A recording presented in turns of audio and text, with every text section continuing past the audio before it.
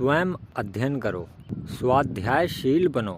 व्यक्ति को किसी की सुनी हुई कानों सुनी हुई बातों पे कभी विश्वास नहीं करना चाहिए। व्यक्ति को स्वयं अध्ययन करना चाहिए। वैदिक धर्म में स्वाध्याय की महिमा पर प्रभुत्व प्रकाश डाला गया है। हमारे वेद, उपनिषद, स्मृतियाँ, दर्शन, शास्त्र और ब्राह्मण ग्रंथ ये सब स्वाध्याय की महिमा से भरे पड़े हैं। और जो इन सब पवित्र ग्रंथों को पढ़ता है तो उस व्यक्ति के अंदर ईश्वर और ऋषियों का ज्ञान संचित हो जाता है। वह पवित्र आनंद रस का पान करता है। प्राचीन ऋषियों ने और महर्षियों ने भी स्वाध्याय करने पर ही बड़ा बल दिया है। उन्होंने इसे बहुत बड़ा तप माना है। इस स्वाध्याय के लिए लोग अपने प्राण प्रिय पुत्र और पुत्रियों को नगर और गांवों से दूर जंगलों में बिठा दिया करते थे। मानव जीवन को 4 आश्रमों में बांटा गया है। उसमें से 3 आश्रमों में है जो है वह ब्रह्मचर्य, वानप्रस्थ और संन्यास। और देखा जाए तो इन सब में भी स्वाध्याय ही है। जो व्यक्ति गृहस्थ है उसके लिए भी स्वाध्याय आवश्यक है। और कभी भी कुछ नया सीखने के लिए कभी भी आलस मत करना। अगर कहीं से भी कुछ नया सीखने को मिले तो तुरंत सीख लेना, उसमें प्रमाद कभी मत करना, क्योंकि स्वाध्याय जीवन के लिए परम आवश्यक है। जिस प्रकार शारीरिक उन्नति के लिए भोजन आवश्यक है, ठीक उसी प्रकार आत्मिक उन्नति के लिए स्वाध्याय भी आवश्यक और अनिवार्य है। स्वाध्याय से विचारों में पवित्रता आती है, ज्ञान में वृद्धि होती है। यदि किसी तालाब में पानी आना बंद हो जाए तो उसमें कीड़े पड़ने लग जाते हैं, उसके ऊपर काई छा जाती है, पानी सड़ने लगता है, उसमें से बदबू आने लगती है।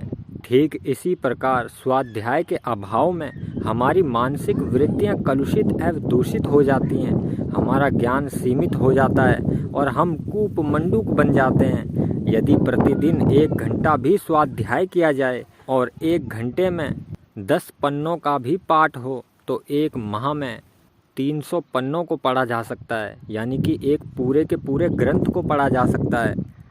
थोड़ा सोचिए, इस प्रकार स्वाध्याय करने से आपके ज्ञान में कितनी ज़्यादा वृद्धि हो जाएगी।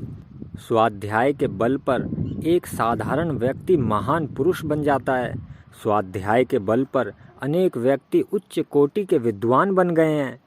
यदि हम इतिहास के पन्नों को पलटें तो हमें ऐसे अनेकों उदाहरण मिल जाएंगे। अमेरिका के अंदर एक मोची रहता था और वह मोची पूरे दिन अपने काम में ही व्यस्त रहता था, लेकिन व्यस्तता के बावजूद भी वह प्रतिदिन 1 घंटा अपने काम में से निकाल ही लेता था स्वाध्याय करने के लिए। और उस 1 घंटे में वह नियम पूर्वक गणित का अध्ययन करा करता था।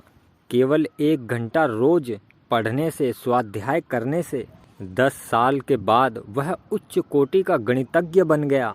और मैंने भी स्वयं किसी गुरुकुल आदि में शिक्षा ग्रहण नहीं की है, लेकिन मैं जो कुछ भी सीख पाया हूँ उसका श्रेय मैं स्वाध्याय को ही देना चाहूँगा।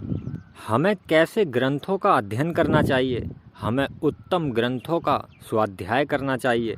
स्वामी शिवानंद जी ने एक स्थान पर लिखा है कि सद्ग्रंथ इस लोक की चिंतामणि हैं और उनके अध्ययन से सब चिंताएं मिट जाती हैं, संचय पिशाच भाग जाते हैं और मन में सद्भाव जागृत होकर परम शांति प्राप्त होती है।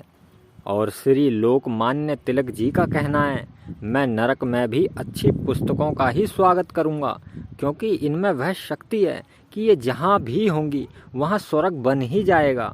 देखा जाए तो वेद जो हैं वह संसार साहित्य का मुकुटमणि हैं। संसार के पुस्तकालय में वेद सबसे प्राचीन पुस्तकें हैं। न केवल भारतीय विद्वानों ने अपितु पाश्चात्य विद्वानों ने भी वेद की श्रेष्ठता के गीत गाए हैं। वेद अध्ययन से मनुष्य बड़े बड़े पापों से बच जाता है। यह बात यथार्थ है। इसे सिद्ध करने के लिए युक्ति और प्रमाणों की आवश्यकता नहीं है। संसार के समस्त पापों की जड़ है मन की अपवित्रता। स्वाध्याय के द्वारा मन धुलकर शुद्ध और पवित्र हो जाता है। फिर मनुष्य पापों की ओर कैसे झुक सकता है? ये ऊट पटांग गंदे और भद्दे उपन्यास और नाटक पढ़ने के नाम जो है वह स्वाध्याय नहीं होता। और इन गंदे भद्दे उपन्यासों और नाटकों को पढ़ने से मनुष्य का कल्याण नहीं होता, अपितु पतन ही हो जाता है। जीवन पवित्र करने वाले, आत्मा का कल्याण करने वाले ग्रंथों को पढ़ना चाहिए। संसार के महापुरुषों को जीवनों को अध्ययन करना चाहिए।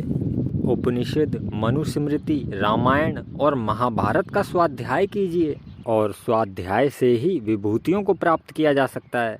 यदि आप महान बनना चाहते हैं, ज्ञान और विज्ञान प्राप्त करना चाहते हैं, अनेक प्रकार की विद्याओं में पारंगत होना चाहते हैं, तो एक बात सदा याद रखो कि स्वाध्याय में कभी प्रमाद ना करें। हर रोज स्वाध्याय करें, बल्कि स्वाध्याय को अपने जीवन का एक अंग बना लें। ओम नमः शिवाय।